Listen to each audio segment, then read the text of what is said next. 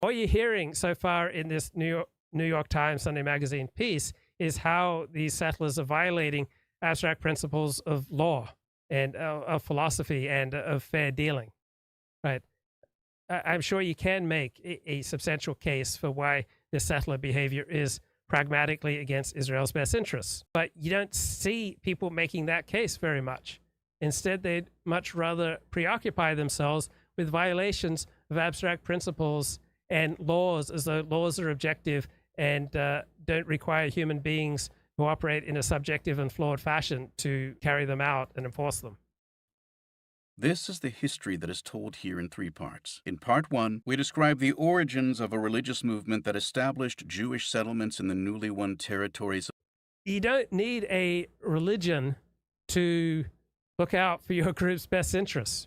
Now, it's often much more socially acceptable to use religious language and a religious guise to act in a certain way, right? You'll get less pushback identifying in a religious fashion as opposed to a racial fashion, all right? You'll get to have more social status and prestige if you cloak your behavior and your priorities in religious language rather than in racial language. But the language that people use is not necessarily what's really driving them, right? There are 2 reasons for why people do things. One is the stated reason, the other is the true reason. So to think that people mean what they say is silly, it's absurd, it's naive. The neologist says in the chat, Netanyahu government, IDF and Mossad knew that Hamas planned to attack Israel on the 7th. The IDF laid back for 7 hours to allow their people whom they love so much to be slaughtered for political reasons. I don't believe that.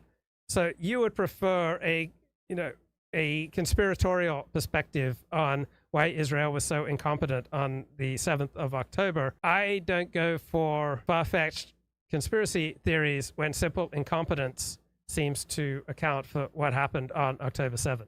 Right? There's nothing inherent in being Jewish that makes you competent 100% of the time. Right? In some situations, some Jews are highly competent. In other situations, other Jews are highly incompetent. The IDF and the Shin Bet and the Israeli political system was highly incompetent on October 7th. But a lot of people I know can't handle that truth, so they've got to come up with these far-fetched conspiracy theories that the IDF just deliberately allowed this attack to go on for political reasons. Now, Israel would likely enjoy a bigger conflagration because then they'd have more and more excuse for just pushing the Palestinians out. Right? Most Israelis understand that fewer Palestinians in their midst is aligned with their best interests.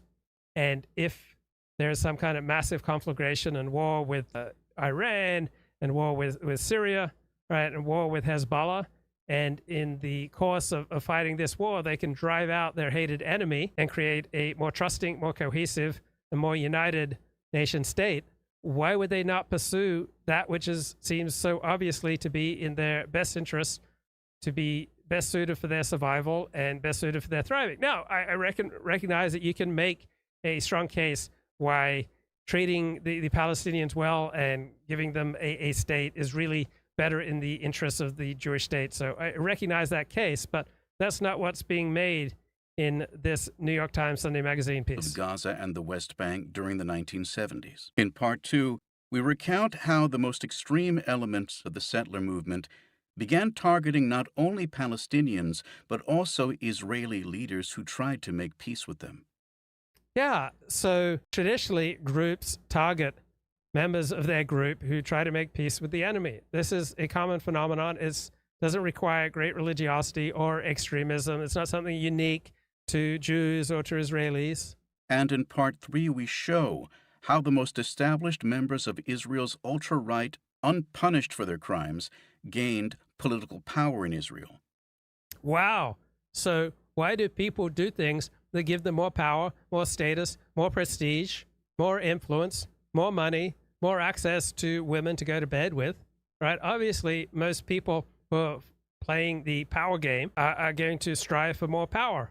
And by turning a blind eye to extremist settler violence on the West Bank, right, many Jewish Israeli politicians have gained more power, more status, more prestige, more money, probably more sexual access to attractive women. This is what tends to drive men.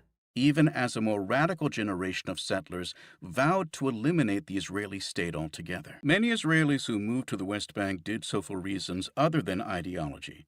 And so how do you know why they move, right, other than ideology?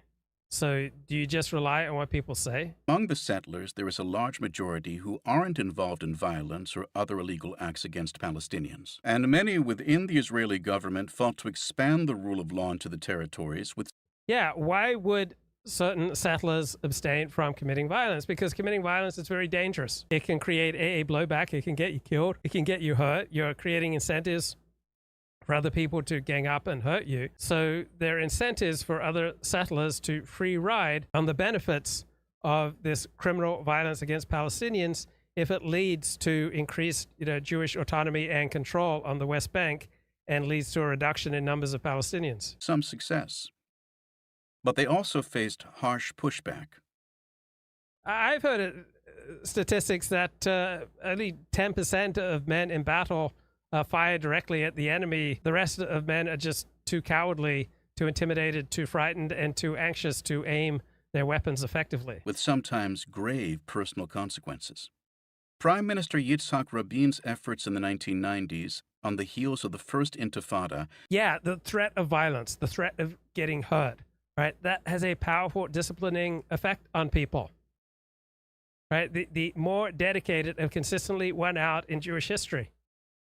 to make peace with Yasser Arafat, chairman of the Palestine Liberation Organization, gave rise to a new generation of Jewish terrorists, and they ultimately cost him his life. Israel was in large part founded by terrorism, right?